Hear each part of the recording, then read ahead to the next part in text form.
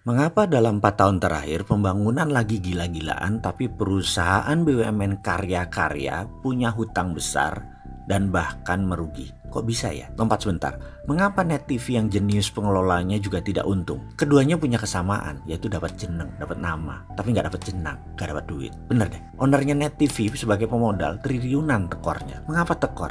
Apa karena salah menentukan pasar? Kita bahas di video lainnya. Sekedar mengingatkan, kalau ternyata ada kemiripan dengan tekornya BUMN jangan heran ya. Tapi di sesi lain. Oh iya, ngomong-ngomong, negara bisa bangkrut nggak sebagai penanggung biaya besar untuk proyek yang dibangun BUMN karya-karya yang pakai hutang karena nggak pakai setoran equity? Ada apa itu semua? Kita sekarang bertanya, masih mau diteruskankah cara yang sama membangun infrastruktur statis, bahkan rencananya bakal ditambah lagi atau mau ganti? Masih tetap ngotot bahwa infrastruktur statis adalah jawaban untuk meningkatkan ekonomi, atau mau berkembang dengan yang lebih mudah tanpa hutang, tanpa uang asing? Oke, begini deh, sekali lagi kita kasih nasihat, siapa tahu kali ini didengar. Cara untuk membangun negara yang berefek bagus untuk ekonomi adalah dengan menghitung social cost accounting-nya terlebih dahulu. Apa itu social cost accounting? Kita jawab dengan pertanyaan lagi. Tahukah studi Cornell University tentang Indonesia, tentang 5.7? Pernah dengar? Nanti kita akan bahas sana. Setelah social cost accounting kita jelaskan. Kalau kita buat baju, punya pabrik baju, maka kita harus lihat efek multiply-nya, bisnis sampingannya. Misalnya, baju tadi perlu kancing, maka perlu juga dibuat pabrik kancing, perlu dibuat pabrik pewarna kain, perlu dibuat pabrik kain. Itu adalah bisnis satu layer, bisnis masih satu lapis, tapi multiply. Kita lakukan further derivat atau turun lagi ke bawahnya. Kita melakukan perhitungan, accountingnya. Lebih detail lagi tentang bisnis turunannya. Kancing tadi dari bahan apa? Dari plastik kah?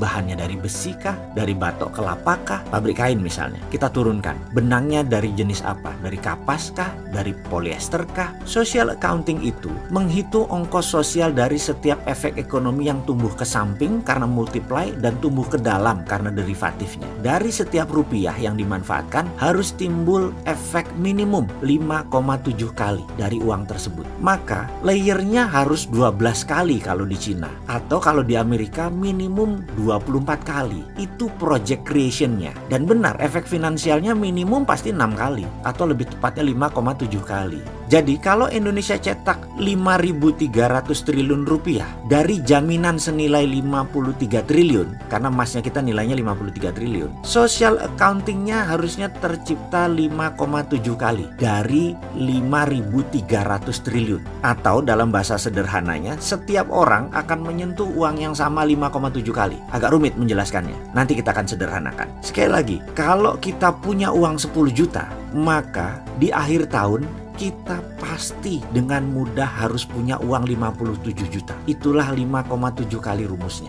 Itu disederhanakan. Sekali lagi saya ulangi. Kalau di awal tahun Anda punya uang 10 juta, di akhir tahun Anda punya 57 juta atau 5,7 kali. Itu kalau cost accounting-nya benar. Sekarang, untuk membangun itu semua, kita wajib punya proyek 12 lapis.